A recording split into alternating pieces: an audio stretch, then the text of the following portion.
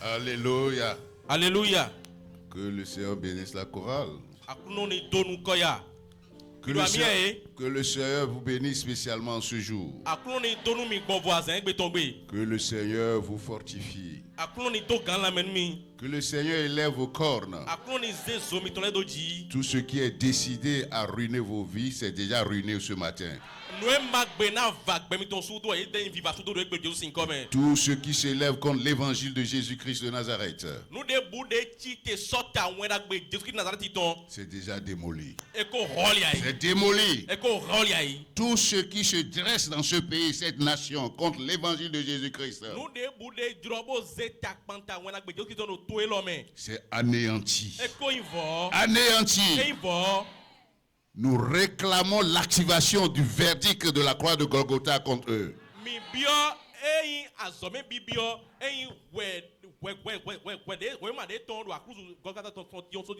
Parce que la Bible dit, il a dépouillé les dominations, les principautés, les seigneuries, trônes et dignités.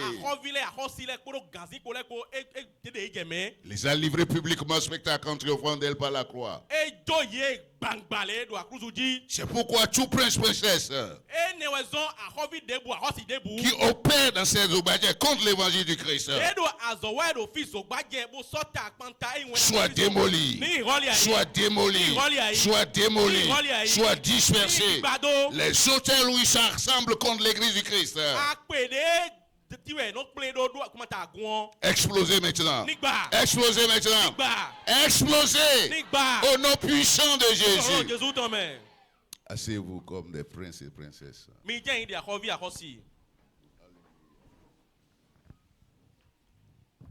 Je voudrais appuyer un peu le travail qui a été fait au niveau de l'école de dimanche avant de venir sur mon prédication du jour.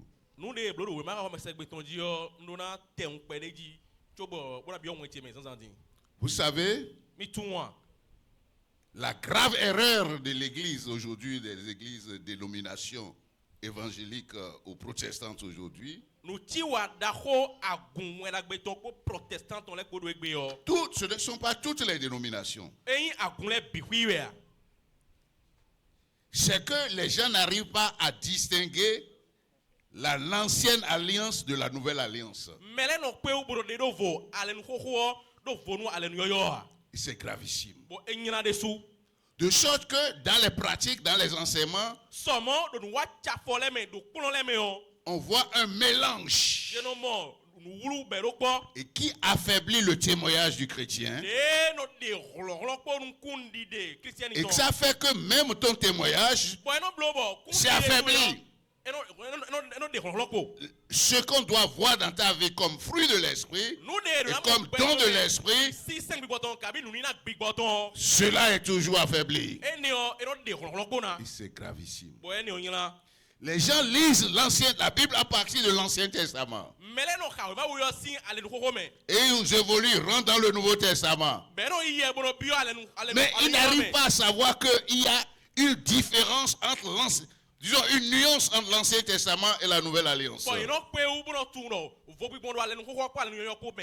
Jésus a dit quelque chose que l'apôtre Jean-Baptiste a rapporté. L'apôtre Jean a rapporté. Dans Jean 1 verset 18. Il dit personne n'a jamais vu Dieu. Sauf Dieu, le Fils unique qui est dans le sein du Père, qui l'a fait connaître. Est-ce que quand vous lisez l'Ancien Testament, vous ne le voyez pas Dieu? Les gens ont parlé, ils ont vu Dieu, non? Moïse a adoré quoi? Hein? David. Voilà que Jésus-Christ qui est la lumière du monde, la vérité, le chemin, il dit personne n'a jamais vu Dieu. Mais si on fait cette déclaration, ça veut dire qu'à partir de lui, il y a un changement. Qu'est-ce qu'ils ont vu dans l'Ancien Testament? Ils n'ont pas vu Dieu dans sa forme totale. La révélation exacte de Dieu. Au contraire, beaucoup d'anges se sont présentés dans l'Ancien Testament. Il y a un ange qu'on appelle l'ange de l'Éternel, qui parle comme l'Éternel et qu'ils appelaient Dieu. Si tu veux servir Dieu, il faut faire attention. Je dis, quand vous lisez la Bible, nous devons faire attention. Donc, ça veut dire quoi? S'ils n'ont pas bien reçu la révélation dans l'Ancien Testament, ça veut dire que le culte de l'Ancien Testament n'est pas parfait. La révélation dans l'Ancien Testament est en nombre et image.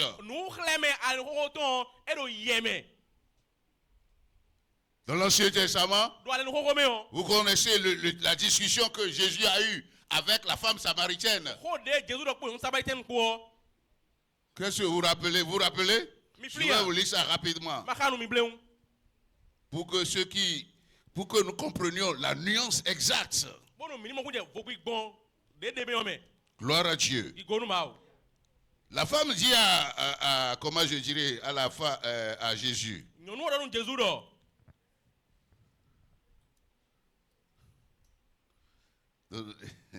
Il dit, Seigneur, je vois que tu es prophète. Jésus est plus que prophète, hein, vous savez ça, non? Oui ou non? Il dit, nos pères ont adoré sur cette montagne. Et vous dites que le lieu où il faut adorer, c'est à Jérusalem. Jésus lui répondit, femme, croyez-moi, l'heure vient où ce ne sera ni sur cette montagne, ni à Jérusalem, que vous adorerez le Père. Vous adorez ce que vous ne connaissez pas. Nous adorons ce que nous connaissons. Car le salut vient des Juifs. Mais l'heure vient, elle est déjà venue, où les vrais adorateurs adoreront le Père en esprit et en vérité. Ce sont là les vrais adorateurs que le Père demande. Dieu est esprit. Il faut que ceux qui l'adorent en esprit et en vérité. Qu'est-ce que ça veut dire? Dans l'Ancien Testament, le centre du culte, c'est le temple, la tente d'assignation dans le désert, le tabernacle dans le désert. C'était le centre d'adoration. La ville où on allait adorer, c'était Jérusalem. La Bible dit quoi? Quand Jésus rendait l'âme sur la croix, qu'est-ce qui s'est passé? On dit le voile du temple s'est déchiré du haut en... Ça veut dire quoi? Le voile qui séparait. Parce que ce qui est important dans le temple, c'est la présence de Dieu. Dieu descendait dans un lieu qu'on appelle lieu très saint. Je vais vous épargner de tout ce qui est là-bas. Ce lieu très saint est séparé du lieu saint par le voile.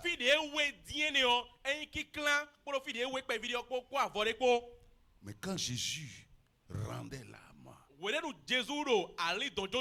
voile qui sépare la présence de Dieu du lieu ordinaire, ça a déchiré du haut jusqu'à bas. Qu'est-ce que ça veut dire? Ça veut dire que désormais, il n'y a plus de séparation entre lieu saint et très saint. Parce que le lieu saint là, c'est là où rentraient tout le temps les souverains simples, les sacrificateurs simples. Les prêtres. Mais dans le lieu très saint, le souverain sacrificateur, c'est le grand prêtre, lui entre une fois par an pour offrir le sang le sang de l'expiation pour Dieu. Donc, verset sur le propitiatoire, je vais vous donner trop de détails. Et sur le propitiatoire qui était sur l'arche, il y a ce qu'on appelle le propitiatoire. Et il y avait deux chérubins. Deux chérubins aux ailes déployées qui avaient le regard sur le propitiatoire. Et c'est là où Aaron, le chef, le souverain sacrificateur, va verser le sang. Et Dieu descendait dans une sorte de lieu là. Si Dieu sort et si Aaron sort, c'est sauf. Et qu'il sorte de ce lieu très saint et sort par la porte et le peuple le voyait, ils acclamaient.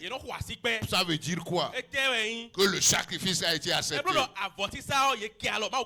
Vous suivez? Vous me suivez? Mais maintenant, quand Jésus rendait l'esprit, on dit que le voile a été séparé. Ça veut dire que il n'y a plus ce culte-là. On a mis fin à ce culte.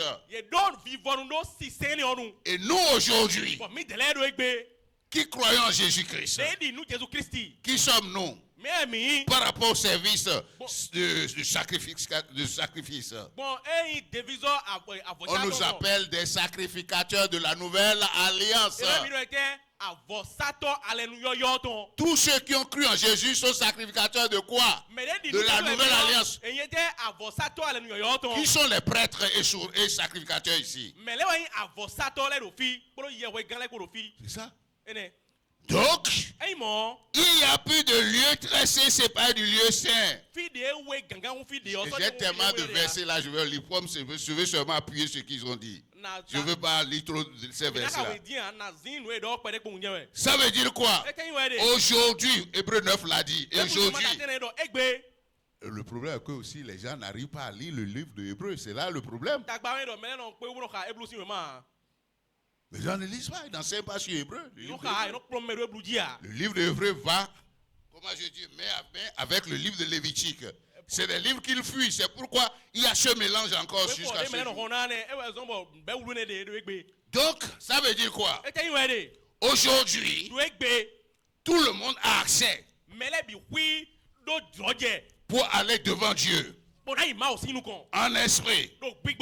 Aujourd'hui là, quand on a commencé à adorer ce matin là, nous étions devant la face du grand Dieu saint. On a besoin parce qu'aujourd'hui, qu'est-ce que la Bible dit? Je vais vous dire. La Bible dit, tandis que nous sommes des sacrificateurs et qu'on a mis fin au culte lévitique, le souverain sacrificateur aujourd'hui c'est qui?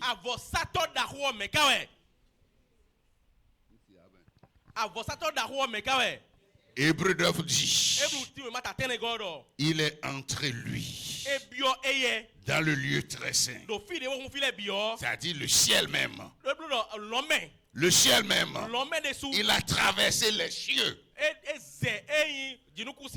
il est apparu, il comparait devant Dieu pour nous aujourd'hui. Et il est entré avec son propre sang, la Bible dit, pour comparer devant la face du grand Dieu pour toi et moi. Et il a obtenu pour nous une rédemption éternelle.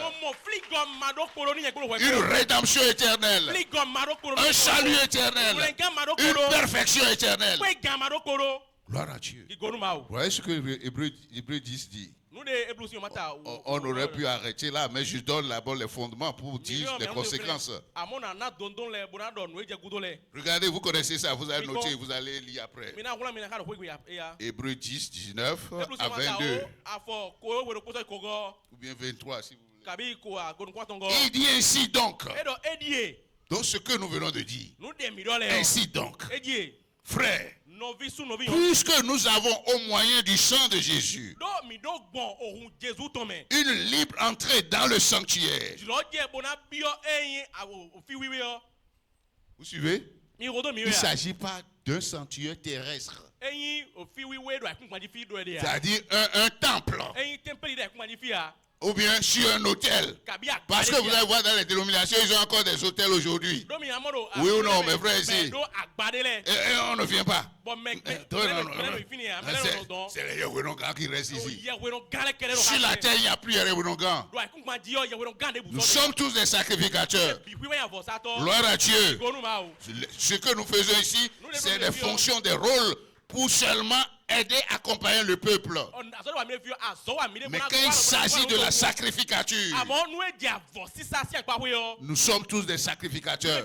Il n'y a plus de prêtres souverains sur la terre aujourd'hui. C'est Jésus-Christ. Mais il est en esprit. Jésus est où? Gloire à Dieu. Il faut comprendre ça. Vous savez pourquoi les gens lisent la Bible, ils ne veulent pas suivre? Vous savez pourquoi? L'endurcissement de leur cœur. Ou bien les avantages qu'ils ont, ils ne veulent pas laisser. Les avantages qu'ils ont, ils ne veulent pas laisser. Ils ne veulent pas que le peuple soit libéré, que vous soyez libérés. Ils veulent que vous soyez toujours dépendants d'eux. Ils ne veulent pas savoir, ils ne veulent pas que vous sachiez que tout est déjà en vous. Ils ne veulent pas que vous sachiez que vous pouvez vous passer d'eux. Pour toujours vous contrôler. Et les fins d'année, vous allez amener beaucoup de cadeaux de fin d'année. Que le Seigneur nous vienne en aide.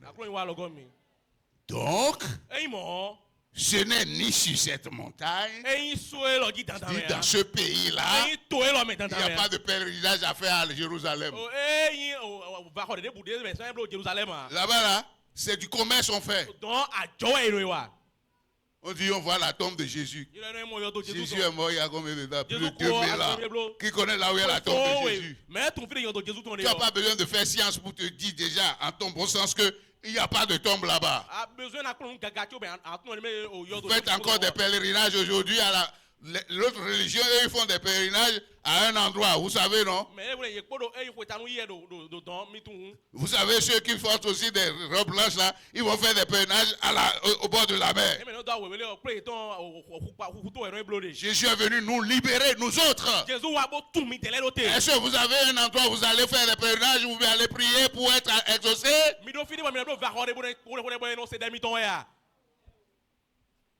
Donc ça veut dire quoi? Il dit, puisque nous avons moins du sang de Jésus, un libre accès. Un libre accès dans le sanctuaire spirituel. Aujourd'hui, là, la Bible dit quoi? Le sang du rassemblement, c'est quoi aujourd'hui? Il dit, là, Jésus, là, je l'aime trop. Jésus a venu te libérer, mais tu ne veux pas rester libre. Jésus a dit quoi? Là où 2 ou 3 sont assemblés en mon nom, tu es venu ce jour-là au nom de Christ. Tu es venu à cause de moi, à cause de frère, à cause d'Adomo ou bien de Samuel ou bien de Théodore ou bien de Lucas. Tu es venu ici à cause de qui? Donc Jésus dit, il est là.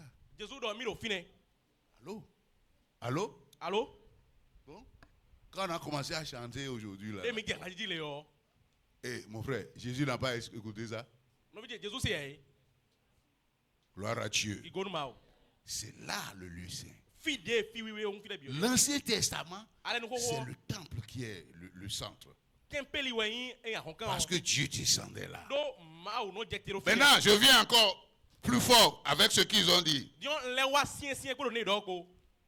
Aujourd'hui, dans la nouvelle alliance, où il n'y a plus aucun autre lieu. Ça veut dire quoi? Si pour toi il y a encore un lieu là, ça veut dire que c'est comme si tu es en train d'adorer le Dieu de l'ancien qui ne s'est pas pleinement révélé.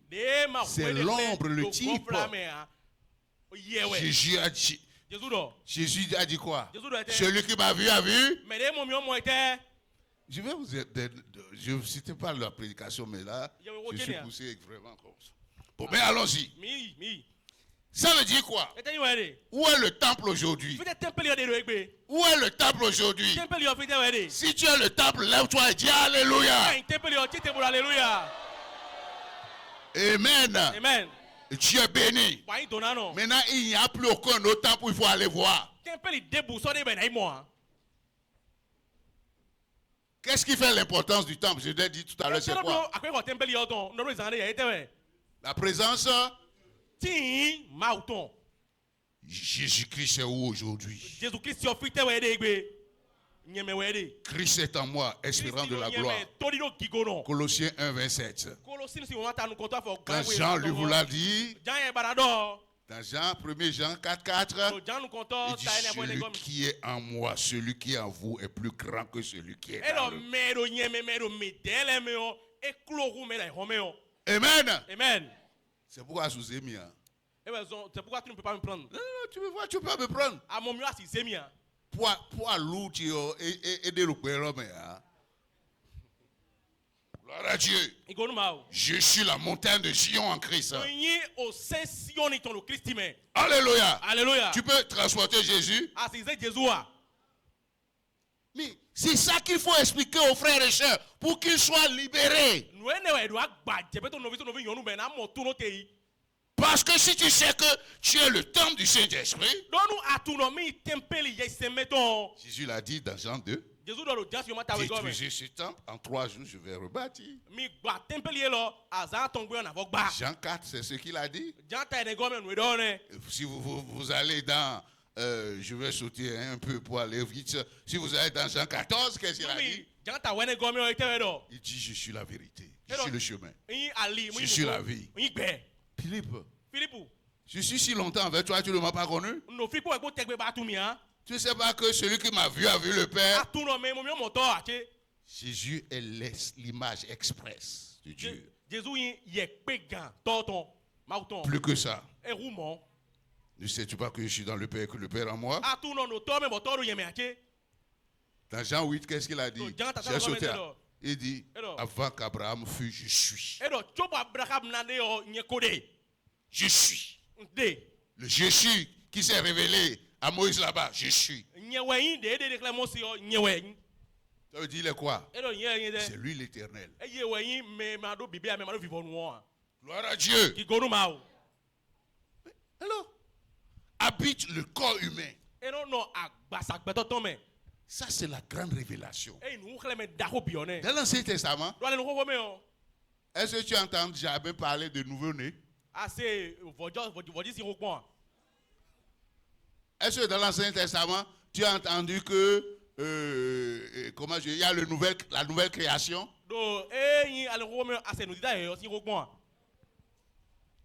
Est-ce que dans l'Ancien Testament, tu as entendu que quelqu'un peut avoir accès directement à Dieu?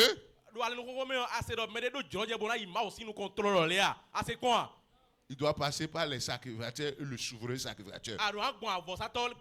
Mais aujourd'hui, tu as accès direct. Si tu es le temple, ça veut dire que tu es saint. Et quand tu es saint, ça veut dire quoi? Tu fuis le péché, oui ou non? Mais si on ne t'a pas appris que tu es le temple, tu es là, quand tu vas venir ici, là, on va dire, on va prier maintenant, le Saint-Esprit va descendre sur toi. Et quand le Saint-Esprit descend sur toi, là, ou bien commencer à crier. Mais tu crois que tu as le Saint-Esprit. Ça, c'est pas le Saint-Esprit. Il faut chasser la chose. Quand vous allez dans les réunions là, et puis vous commencez à tomber. Ça, c'est du théâtre.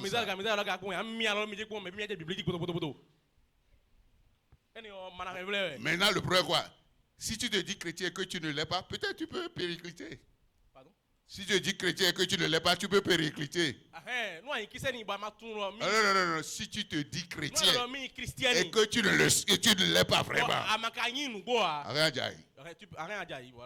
Si tu n'es pas croyant, c'est pourquoi il faut croire. Et quand Jésus vient à toi, tu ne peux pas tomber. Moi, je suis allé à une réunion. Ce que nous disons, il y a aussi des expériences. Je sais pas ceux qui connaissent celui qu'on appelle Béni Im. C'est un grand évangéliste international. Tout le monde le connaît dans le monde. Quand il vient pour faire... Bon, il est un peu vieux maintenant, il a eu beaucoup de problèmes aussi. Quand il vient, il vient faire croisade là. Le stade là, c'est des millions qui arrivent. Dans le temps, hein. Vous suivez bien. Il a fait beaucoup de guérisons. Et parfois là, il va dire au pasteur là. Asseyez-vous. Levez-vous. Les pasteurs peuvent être aussi nombreux que vous êtes comme ça. Là. Il dit, vous voulez l'onction de Dieu? Hein? Vous voulez l'onction de Dieu? Vous voulez l'onction de Dieu?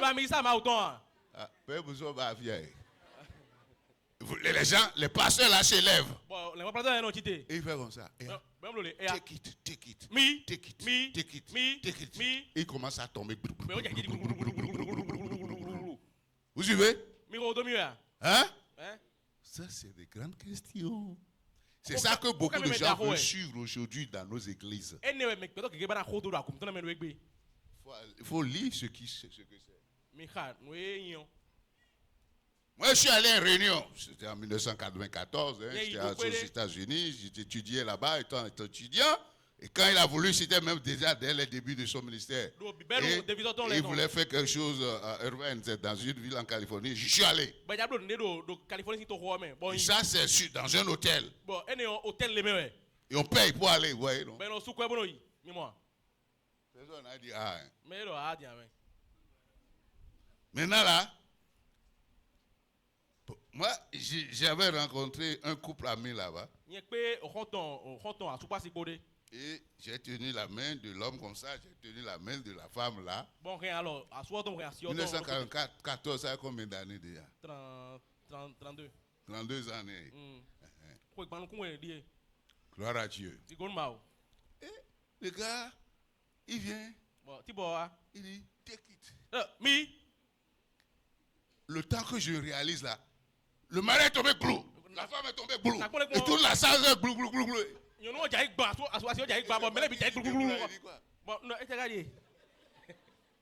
Soujaïa. Je ne peux pas tomber.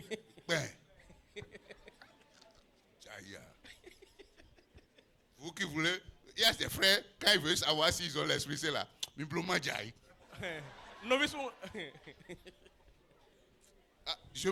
y en a parmi vous, non? Que le Seigneur nous vienne en aide. Comment le rocher des âges? La montagne de Sion. Le soleil levant. Serait à moi. Et une force va me faire tomber. C'est quoi il dit? Quel Dieu tu adores? Donc tu es le temple du Saint-Esprit. Donc si on te dit que tu es le temple du Saint-Esprit, Hébreux 6 a dit ça aussi. Et Corinthiens, 1er épître de Paul aux Corinthiens, chapitre 6, verset 19. Par rapport aux fornicateurs, aux adultères. Il dit, mais ne savez pas que votre corps est le temple du Saint-Esprit. Et que vous ne vous appartenez pas à vous-même. Donc, si tu comprends ça, toi-même tu ne vas pas commettre le péché. Ne pas de boafi ou non. Tout ce que tu cherches est venu, c'était tout ce que tu cherches. Jésus là. Jésus que tu cherches là. C'est déjà en toi. Tu ne vas pas mêler ça à des choses sales. Je suis très propre. Qui sont ceux qui sont bien lavés ce matin avant d'arriver ici? Je sais que les Africains se lavent. Mais il y a un pays là, les gens se lavent. Maintenant là, je vais mettre la boue ici et tu vas rentrer, te laver dedans. Tu vas faire ça? Ouais. Donc tu es comme ça. Jésus t'a lavé propre. Il est habité. C'est pourquoi il est venu dedans. Donc ne te mêle plus à ces choses sales. Tu es temple du Saint-Esprit. Tu veux adorer Dieu chez toi là.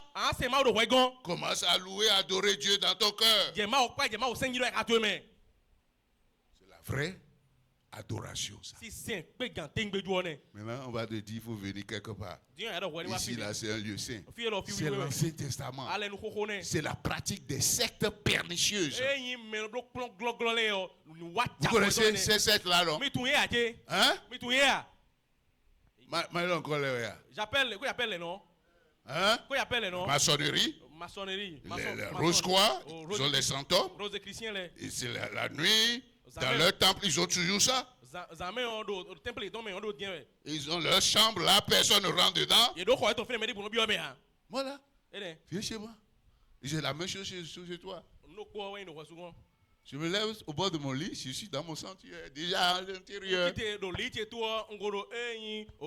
sont ceux qui sont dans le sanctuaire de Dieu ici? Pourquoi tu veux aller quelque part d'abord? La seule chose qui peut te faire déplacer, c'est que tu connais un serviteur de Dieu, ou bien un frère en Christ, et qui est, comment je dis, qui a plus de révélation que toi, de connaissance que toi, qui est mieux formé que toi, et tu veux comprendre des choses. Tu peux voyager, aller voir la personne. Ou bien tu veux prier avec la personne. À part ça là, il n'y a plus aucun lieu sur cette terre. Bon, maintenant si on te dit qu'aujourd'hui qu'il y a un lieu là, quand on vient là, les démons nous lâchent. Si on vient là, on est guéri. Si c'est ça là, ce n'est pas l'esprit de Jésus-Christ de Nazareth. Oui ou non? Il ne faut pas dire pour me plaire. Ceux qui sont d'accord avec moi, ils lèvent le doigt. Je ne veux pas vous influencer. Gloire à Dieu. Aucun lieu sur cette planète Terre. Où est le lieu saint aujourd'hui? Mon corps. Sur le temple du Saint-Esprit. C'est ce que vous avez dit ce matin, non? Gloire à Dieu. Tu n'as pas besoin de porter une toge. Pour que Dieu m'entende bien là. Mais il à Bordeaux. J'ai porté mon manteau. Comme Aaron. Ce que les gens ne savent pas, la toge d'Aaron dans l'Ancien Testament, ce qu'il portait là. De quoi parlait-il? Ça parlait de Jésus. La dignité du Christ. La toge parlait de sa dignité. S'il avait un sceptre, le sceptre c'est quoi? Ça s'appelle de l'autorité du Christ. Quand Moïse a pris son bâton là et dressait ça sur la montagne, la mer rouge là. Le bâton là parlait de qui? C'est ça. Le bâton qui a englouti, le serpent qui a englouti les petits serpents là.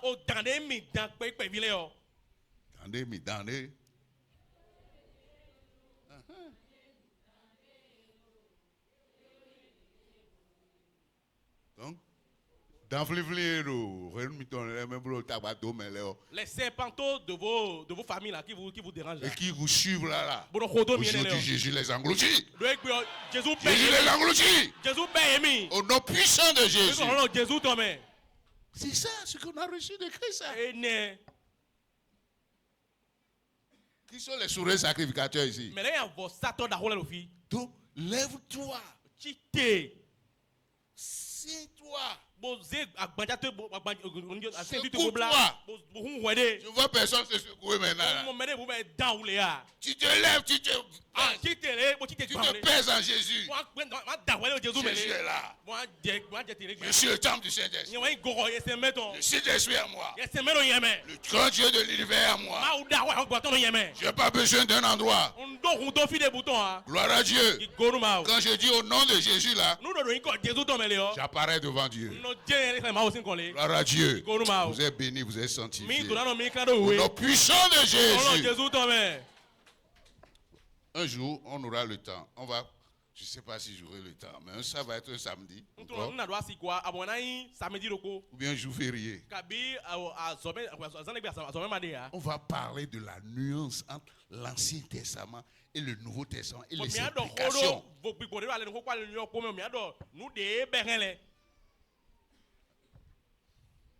On va aujourd'hui de l'huile aux gens. Oui. C'est ça, non? Oui. On va mouchoir. Manga chips. Oui. Et quand ils veulent dire, ils vont dire que quoi? Que comment je dis? Le pan de quand la femme là était malade, la femme de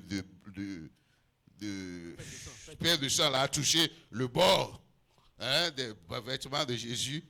La puissance est rentrée en lui. Elle l'a guéri. Et c'est vrai. Oui. C'est ça, non? Et que les mouchoirs que Paul, dans Actes des Apôtres là, qu'avec ces mouchoirs là, les gens, les démons fuyaient les maladies. J'ai ici des scientifiques. Hein. Et dans la Bible, il y a ce qu'on appelle la méthode inductive et la méthode déductive. Dans l'induction, on prend c'est ça que les gens utilisent souvent. Vous voyez, ils prennent des exemples isolés pour établir des lois et des principes. Voilà. Ça ne marche pas. Ou bien mon professeur. Pas tout le temps. Le livre des Actes, ce n'est pas un livre de doctrine. Vous comprenez? Il n'y a pas la norme. Ce n'est pas la norme. C'est des exemples. C'est une histoire qu'on a racontée. Ce n'est pas prescriptif. En théologie, on distingue le prescriptif du descriptif. Ce n'est pas la prescription là-bas. Par exemple, le parler en langue. Acte 2, on a vu des gens parler en langue. Oui ou non?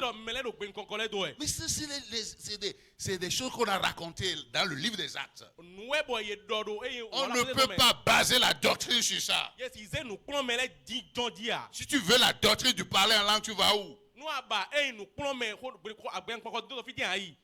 1 Corinthiens 12, 1 Corinthiens 14. C'est ça. C'est les épîtres qui constituent la doctrine chrétienne. Maintenant, les gens veulent établir des doctrines, des pratiques qu'ils ont vues de façon isolée et imposer ça. Dieu agit selon les circonstances et les... La manière dont il te révèle à toi, c'est toujours cette manière-là qu'il va utiliser pour se révéler à moi. Bon, maintenant, vous avez des expériences avec Christ, non? Oui ou non? Maintenant, vous allez écrire ça. L'histoire. Comment Dieu t'a fait tout ça là. Maintenant, je vais prendre ça pour dire, Dieu là, c'est comme ça que tu vas faire pour moi. Ça n'a pas lu la Bible.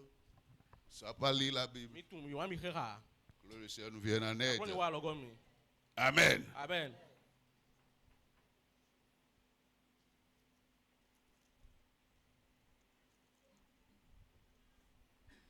Il y a des choses pires, je ne veux pas ajouter ça. On va s'arrêter là. Gloire à Dieu. Alléluia. Quand j'ai appris ce que les frères ont fait aujourd'hui, mon cœur s'est réjoui. J'ai aligné tous ces versets pour vous. Si j'avais le temps, je vais vous dérouler ça. Pour soutenir le travail de l'esprit ce matin. Parce que nous avons le même esprit. Je vais vous passer dans tous les évangiles. Là, on a montré la nuance entre l'ancien et le nouveau. Et je viendrai, je suis là où est assis, mais la doctrine de la nouvelle alliance. Le livre de Hébreu. On pourra lire Hébreu et Lévitique en même temps. Vous allez voir la nuance. Que le Seigneur nous vienne en aide. Vous êtes bénis ce matin. Qui sont ceux qui sont libérés en esprit? Le Seigneur vous remplit davantage. Amen. Il faut annoncer l'évangile. Annoncer l'évangile. Annoncer que ce que Jésus a fait. Personne ne vous trompe. Gloire à Dieu. Aujourd'hui, nous allons parler de la repentance. C'est ça qu'on parlait, n'est-ce pas? Vous vous rappelez, non? Vous vous rappelez, non? Ou bien on va s'arrêter là. Il ne faut pas me plaire. Hein. Ce qu'on a dit là, c'est déjà une prédication, non? C'est bon comme ça. C'est bon comme ça pour aujourd'hui, non? Ou bien? Lève-toi alors. Gloire à Dieu. Gloire à Dieu. Amen. Amen. Maintenant là. Vous connaissez Samuel? Vous connaissez Saül, le roi Saül? Le roi Saül, Dieu lui a dit, quand tu vas en guerre, il faut éradiquer Amalek. Et même toi, le roi même. Quand il est allé, il a éliminé les gens, mais il a laissé le roi. Il a laissé le peuple. Et ils ont pris les grosses viandes là. Voilà. Vous suivez, hein? Et Samuel est venu le voir. Ils sont les Samuel ici. Que le Seigneur fasse de vous des Samuel de la nouvelle alliance. Gloire à Dieu. Qu'est-ce que la Bible dit? Samuel dit, avant que Samuel arrive là, Samuel a dit, j'ai fait tout ce que l'Éternel a dit. C'est vrai? Il a menti. Pour vous qui mentez là, il a repenti, commencé à repentir maintenant. Il a commencé à repentir. Puis on veut faire la prière finale, ou bien vous avez dit que c'est fini, non? Vous avez dit que la prédication c'était bon déjà, non? Maintenant on va prier avant de rentrer, non? Donc c'est la prière, la première requête que je lance. Je ne vais pas être contre Samuel. Saül. Ce que Dieu m'a dit, l'Éternel me donne la force. Cet esprit en moi donne la force. Et je dois obéir. La puissance de l'obéissance me remplisse. Je ne veux pas être un enfant endurci. Que le cœur dur sorte de ma vie.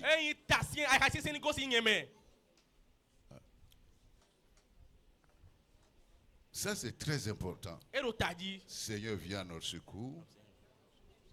Nous ne voulons pas être des enfants endurcis. Que ton esprit dans nos vies puisse porter le fruit de l'obéissance. Puissions porter le fruit de l'obéissance. Non, nous ne voulons pas être des menteurs. Tu nous as dit, le père du mensonge, c'est le diable. Nous ne voulons pas ressembler au diable, Seigneur. Ton esprit, c'est un esprit de vérité. C'est un esprit de vérité. Nous voulons marcher dans la vérité de la parole, mais aussi dans la franchise dans nos cœurs. La Bible dit,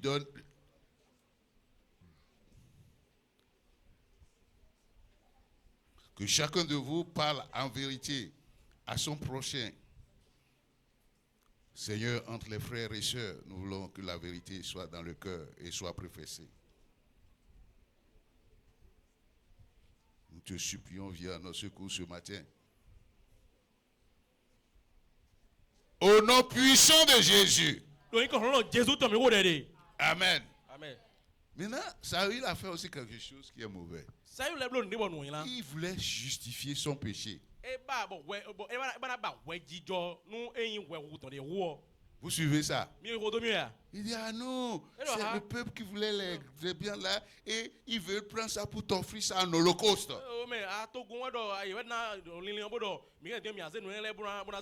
Les gros bétail là. Vous voyez l'argument? Vous voyez l'argument? Ça veut dire que on sait ce que Dieu veut. Mais en fait, on veut donner l'impression que on est en train de faire ce que Dieu veut. Mais en fait, c'est son propre intérêt. Vous connaissez? Vous comprenez? Deuxième cas. Jésus, à l'approche de ses supplices, il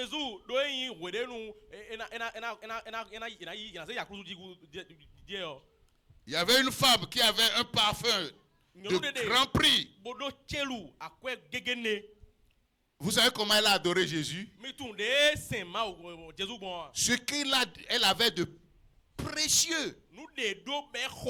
C'est ça qu'elle est allée prendre ça. Elle a versé sur Jésus. Vous suivez ça?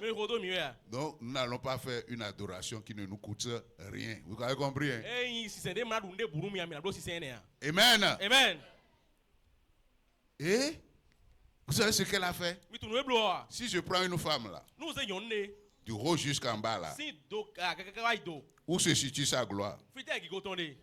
Ses cheveux. Elle a pris ses cheveux, elle a essuyé les pieds de Jésus. Vous suivez? Ça, c'est la vraie adoration. Ça. Il y a des gens ici maintenant. Si je dis à genoux, vous qu'on loue Dieu maintenant. Ah, pantalon, tu l'as couillé. Ah, quand il est dans couillé. Ah, super, mais super, tu l'as dans couillé. C'est vrai, non? Vous me connaissez, c'est vrai, non? Bon, okay, donc je ne vais pas vous dire de faire ça. Comme vous avez reconnu que c'est vrai. Ou bien on va faire ça? Gloire à Dieu. Je dis ça, vous percevez la vraie adoration. Elle a pris sa gloire. Montrant qu'elle n'est rien devant Jésus. Que Seigneur nous donne ce cœur au nom de Jésus. C'est pourquoi vous allez lever la voix. Seigneur, je veux me donner à toi. Je veux donner tout ce que je suis à toi. Je veux t'adorer avec tout ce que j'ai. Si ton cœur n'est pas prêt, il ne faut pas faire ces prières. Asia. Demande au Saint-Esprit de donner la force pour le faire. Car je veux être un vrai adorateur. Seigneur, tu vois, souvent là, je commets la fornication. Hein. À partir d'aujourd'hui, je te consacre ça. L'organe de mon corps qui me fonce là, je te consacre ça aujourd'hui. Priez, avant que je donne l'exemple. C'est l'adoration parfaite, ça. Ce qu'il y a de plus cher. Il y a des gens qui viennent ici. Bon, je ne veux pas donner cet exemple parce que les gens galvaudent ça.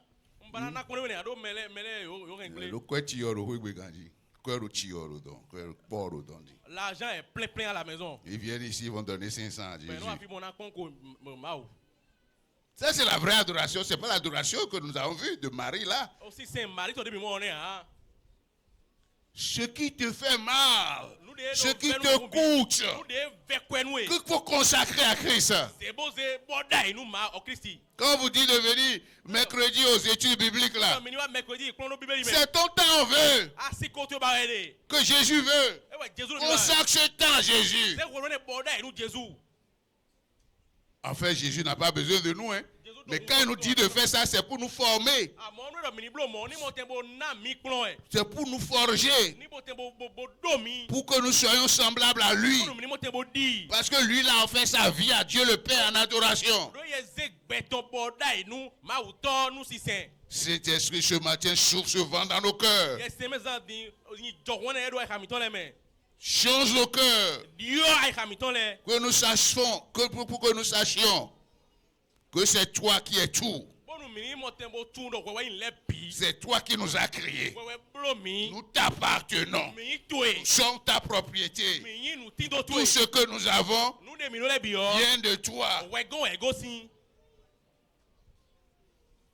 Seigneur, viens à nos secours. Viens à mon secours, Seigneur.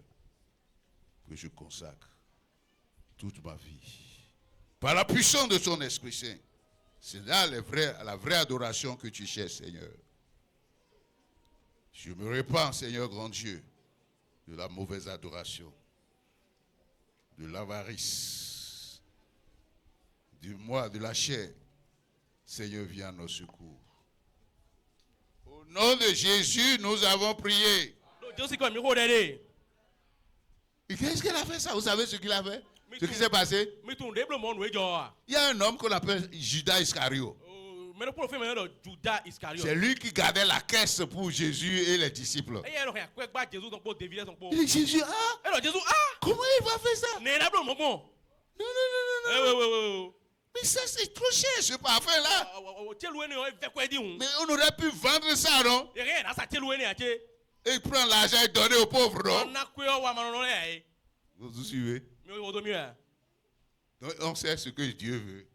Et en face de situation, on veut montrer à Jésus que on pourrait faire comme ça.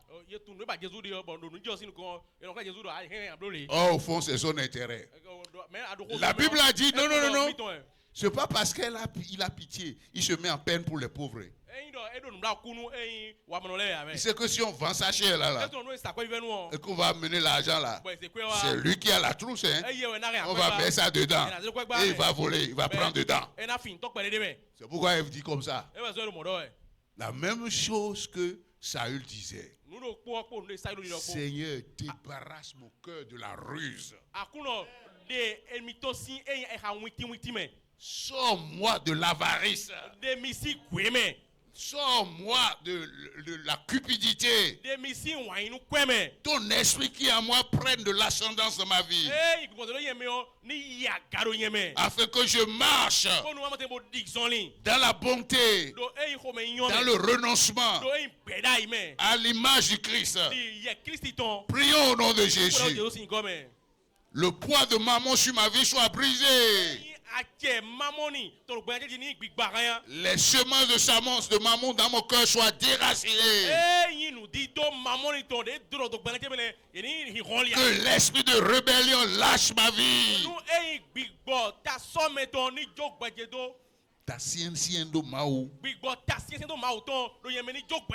Que ces chaînes soient brisées. Il faut prier. Seigneur, je t'en supplie. La ruse, la malice, ça sort de ma vie. La vie de tes enfants, Seigneur.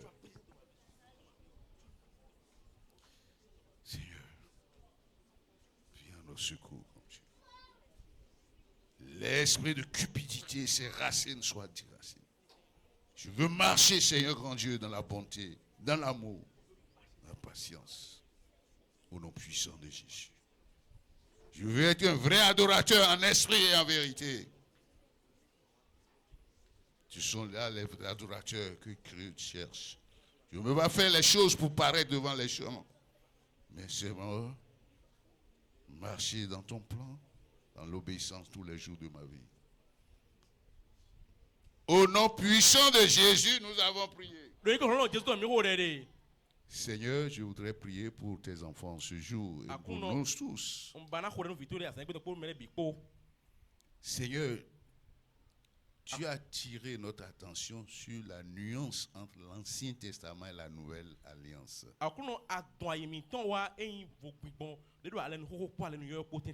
Et les implications. Seigneur, nous ne pouvons pas être dans la nouvelle alliance et vivre comme si nous étions dans l'Ancien Testament. Nous ne pouvons pas être dans la nouvelle alliance et travailler avec l'esprit de l'Ancien Testament. Seigneur, enlève le voile de nos consciences. Dans ta parole, tu as dit, 2 Corinthiens 3, il dit que tant que les gens la lisent l'Ancien Testament, le voile demeure. Et que c'est en Christ que le voile s'enlève et déchiré. Seigneur, nous sommes venus à toi ce matin. Que tout voile qui nous empêche de contempler la beauté, ta beauté, ta grandeur, ta splendeur, que ce voile-là soit déchiré.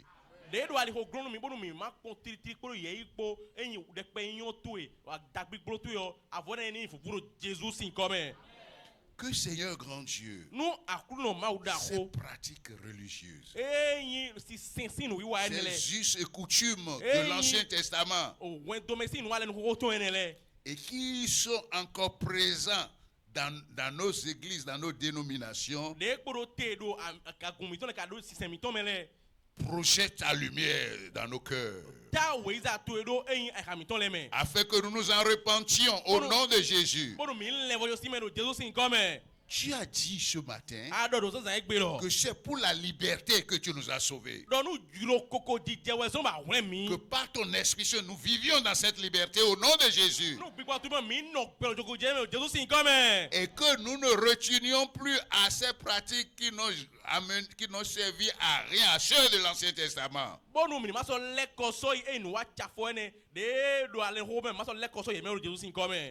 Nous voulons, Seigneur, réaliser constamment ta présence en nous. Que Dieu le Tout-Puissant, dans toute sa puissance, est en nous. Donne de réaliser cela constamment. Que tu satures nos sommets, nos allées revenues de cette présence, Seigneur.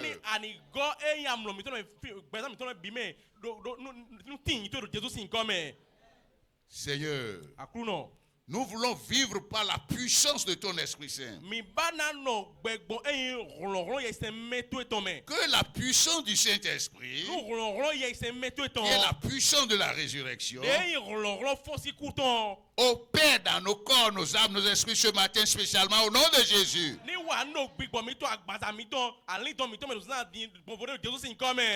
Que tout ce qui est en train de mourir dans nos vies reprenne vie. Nos âmes soient restaurées. Nos corps soient renouvelés, rafraîchis au nom puissant de Jésus. Que nos activités professionnelles reçoivent la puissance de la résurrection. Que tout ce que nos mains touchent prospère. Que les maladies lâchent les corps. Les chaînes de la méchanceté soient brisées. Toute case qui encache quelque aspect de la vie de qui que ce soit ici soit dispersée.